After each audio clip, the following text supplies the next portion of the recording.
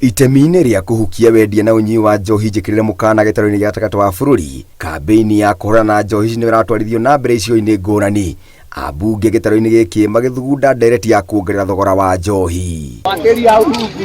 Mũngũrĩro-inĩ wa gwethana na njohi gĩcigo-inĩ kĩa ũmbunge kĩa Juja, mũmbunge George Koimbũri augĩte matigwĩtĩkĩria kuona rũrĩrĩ rũkĩhuka.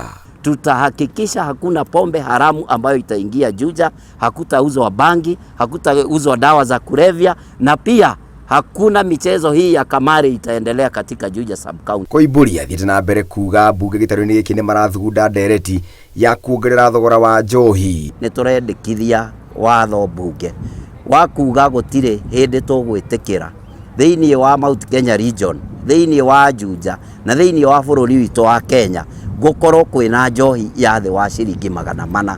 Mĩario yake nĩ inyitirwo mbaru nĩ mũnini wa commissioner Juja Charles Mũrĩithi, akiuga arĩa othe mekũnyitĩkana na thogora-inĩ ĩno nĩ mekwĩrwo makinya ma kĩwatho. Changamoto zile zilioko ni kuwa unajua hizi machini huwa zinafichwa sana, alafu ni tunapata intelligence hiyo ndio inakuwa ni vingumu wananchi wengine kutuletea intelligence ya kutuambia mahali zilipo.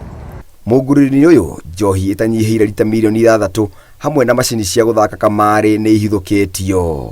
Kaokota hizo machini ambazo zilikuwa zote, hiyo ilikuwa at a cost of around 3 million zile zimeweza kuchoma hapa siku ya leo, na nashukuru kila mtu. Ngĩribotera Inooro TV, njĩtagwo Ngũnjiri wa Wanjohi.